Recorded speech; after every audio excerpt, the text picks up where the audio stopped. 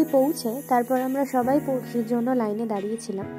এটা আসলে কিছুই না, 2-3 বছর হলো শুরু করেছে মন্দির কর্তৃপক্ষ আর কি, এতদিন করেনি বিষয়টা, কিন্তু এখন ওনারা ঠিক করেছেন যে দিনে কতজন মন্দির অবধি যাচ্ছে এবং কতজন ফিরছে তার একটা হিসেব রাখবে। মোটামুটি 6000 মতো লোক একদিনে ওনারা অ্যালাউ করছে। তো যে কারণে কিছুই না, জাস্ট আধার কার্ডটা নেয় আর একটা ছবি তুলে আমাদের গলায়, প্রত্যেকের ফ্যামিলি ওয়াইজ প্রত্যেকের গলায় একটা করে আই কার্ড দিয়ে দেয়। সেই আই কার্ডটা সবসময় গলাতেই রাখতে হয়, সেটা নিয়েই মন্দির দর্শন করে, মাকে দর্শন করে তারপর ফেরার সময় আই কার্ডটা জমা দিয়ে দিতে হয়। তো এটা একটু সময় সাপেক্ষ, যে কারণে আমরা আগে বেরিয়ে গেছিলাম। তো তারপর সেটা করে এবার আমরা দাঁড়িয়েছিলাম হচ্ছে পনির জন্য। প্রথমবার যখন এসেছিলাম তখন আমরা হেঁটেই উঠেছিলাম, হেঁটে নেমেছিলাম। এবার প্রথমবারের এক্সপিরিয়েন্স এত ভয়ঙ্কর ছিল যে এবার ঠিকই করেছিলাম যে হেঁটেই উঠবো না, হেঁটে নামবো, কিন্তু ওঠার সময় আমরা ঘোড়াতেই যাব। এমনিও আমার শরীর খুব একটা ভালো ছিল না, মানে ট্রেনে যেতে যেতেই সে এফির ওই গন্ডগোলের জন্য জ্বর এসে গেছিলো, তো এমনিও আমি হেঁটে উঠতে পারতামও না। তো তারপর তো ঘোড়া করে গেছি, উপরে উঠেছি। কষ্ট তেমন হয়েছে বলবো না, যা কষ্ট পেয়েছি তা হচ্ছে বীভৎস ঠান্ডা। আমি এতটা ঠান্ডা ওপরে হবে ভেবে যাইনি, তো বীভৎস ঠান্ডা ছিল, মানে খুব কষ্ট পেয়েছি। জ্বর তো আমার এসে গেছিলোই, আর খুব কষ্ট পেয়েছি, মানে সামান্য মুখে মাস্কটুকুও নিয়ে যায়নি, নাক দিয়ে আমার এত বীভৎস ঠান্ডা হাওয়া ঢুকেছে যে মাথা টাথা পুরো ব্যথা হয়ে গেছে, মানে হাত পা রীতিমতো কাঁপছিল। তো একটা রুমাল মতো পেয়েছি, রুমাল মতোই জড়িয়ে রেখেছিলাম। আর একটা সমস্যা হয়েছিল, নবরাত্রি যেহেতু ছিল ওখানে মানে ভর্তি লোক, সবাই এসেছিল।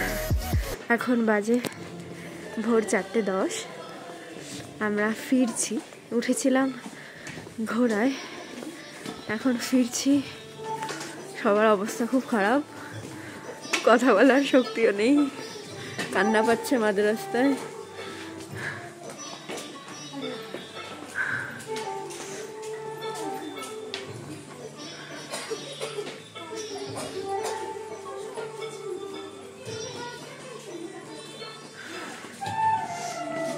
আর এখানে বীভৎস ঠান্ডা, যখন নিচ থেকে উপরে উঠেছিলাম তখনও বুঝিনি এত ঠান্ডা হবে। বীভৎস ঠান্ডা, বীভৎস, গ্লাস টাস কিছু আনেনি, খুবই কষ্ট হচ্ছে।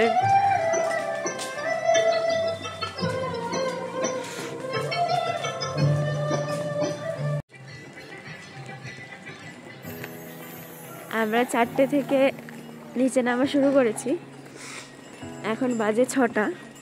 হাফ রাস্তা মতো এসেছি, পুরোটা এখনো আসতে পারিনি। এখন দেখছি আলো ফুটছে, মনে হয় যেতে যেতে 8টা, 8:30 বেজে যাবে।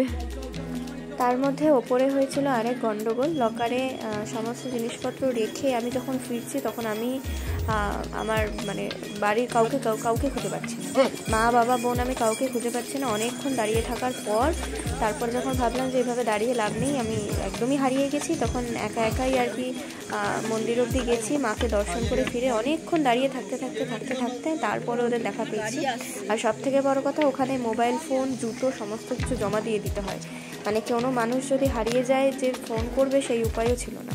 2020 সালে জানুয়ারি মাসে মাতাদির এখানে ভয়ঙ্কর এক্সপিরিয়েন্স ছিল। আমাদের বরফের মধ্যে দিয়ে 1 কিলোমিটারের কিছুটা বেশি খালি পায়ে হেঁটে যেতে হয়েছিল।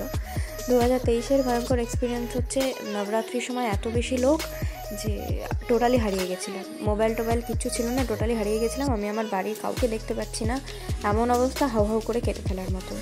তো আমি সবাইকে বলবো, কেউ যদি বৈষ্ণবদেবী যাও ডেফিনেটলি জানুয়ারি, ডিসেম্বর এবং নবরাত্রি এই 3টে টাইম অ্যাভয়েড করে যাবে। কাল সন্ধ্যে 7টায় এখান থেকে হোটেল ছেড়েছি, এখন বাজে 10টা। এখন হোটেলে ফিরলাম, মাতাজি দর্শন করে এখন হোটেলে ফিরলাম। সারা রাত না খেয়ে না দে কি অবস্থা। ফেরার পথে আর যখন 1.5 কিলোমিটার মতো পথ বাকি, তখন হঠাৎ করে আমার এসছে বিভৎস জ্বর। এত জ্বর এসছে আমার পা ফেলার মতো ক্ষমতা আমি পাচ্ছি না।